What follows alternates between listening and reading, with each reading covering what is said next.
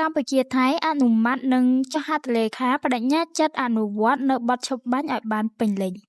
លោកស្រីឧត្តមសេនីយ៍ឯកម៉ាលីសុជាតាអ្នកនាំពាក្យក្រសួងការពារជាតិបានបង្ហាញអំពីលទ្ធផលនៃកិច្ចប្រជុំពិសេសលើកទី3របស់គណៈកម្មាធិការព្រំដែន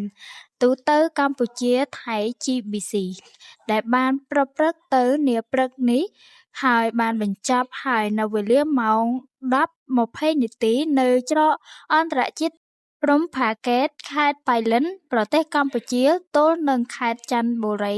ប្រទេសថៃក្រោមការសង្កេតការណ៍ពីក្រុមអ្នកសង្កេតការណ៍អាស៊ាន AOT ប្រចាំកម្ពុជានិងថៃដែលដឹកនាំដោយឯកឧត្តមនាយឯកឧត្តមសេនីយ៍ទាសីហាឧបនាយករដ្ឋមន្ត្រីក្រសួងការពារជាតិកម្ពុជា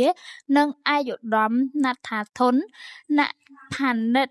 រដ្ឋមន្ត្រីក្រសួងការពារជាតិថៃលោកស្រីបញ្ជាក់ថាកិច្ចប្រជុំពិសេសលើកទី3របស់គណៈកម្មាធិការព្រំដែនទូតកម្ពុជា-ថៃ GBC បានអនុម័តនិងចុះហត្ថលេខាលើសេចក្តីប្រកាសរួមនៃកិច្ចប្រជុំពិសេសលើកទី3នៃគណៈកម្មាធិការព្រំដែនទូតកម្ពុជា-ថៃ GBC រវាងកម្ពុជានិងថៃហើយបានបញ្ជាក់